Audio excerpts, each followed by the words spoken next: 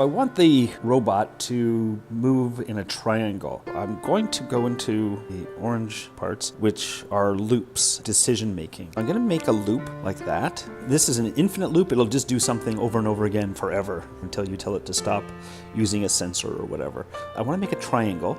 I'm going to count to 3. So we can get the loop to do things based on motor rotations or a gyro sensor or all kinds of different things, ultrasonic sensor, the touch sensor, or for a certain amount of time. I'm just gonna have it do it for a count. So I'm gonna go to count and I'm gonna count to 3. I'm gonna have the robot move forward, so at 30% power, and it's gonna move forward 4 rotations. It is going to turn. To get it to turn, I could copy that and then paste it, or I could just drag out a new one. I'm going to get it to turn. So I'm gonna have one wheel moving forward and one wheel moving backwards. So -30. So I'm gonna try 1 rotation and we're gonna look at how many degrees that is.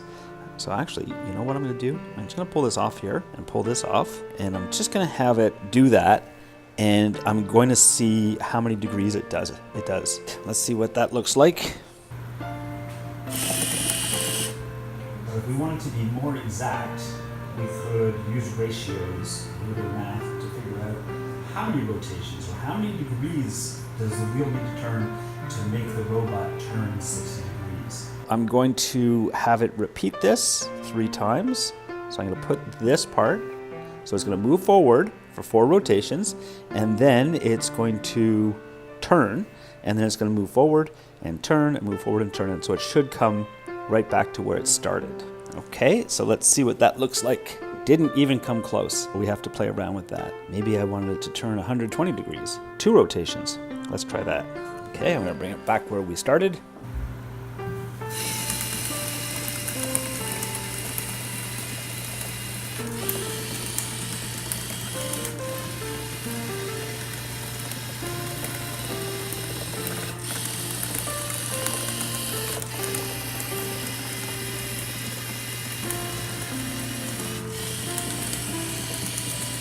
So it didn't quite come back to where we started, but you get the idea.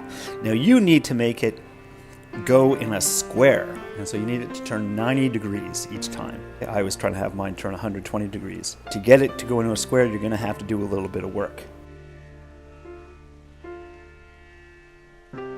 1 rotation got us 88 degrees. Now we are after 120 degrees. Right? So we want to know how many rotations that is. So I'm going to use cross multiplication. So I'm going to multiply the 120 up that way. So I get 120 divided by 88.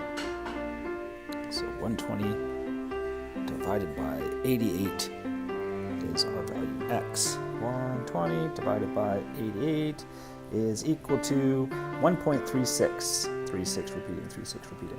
All right, into here, and I'm going to tell it to turn 1.36363636.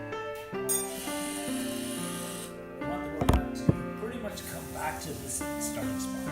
I'm just going to take this part, put it in here, this part, put it in the front of there.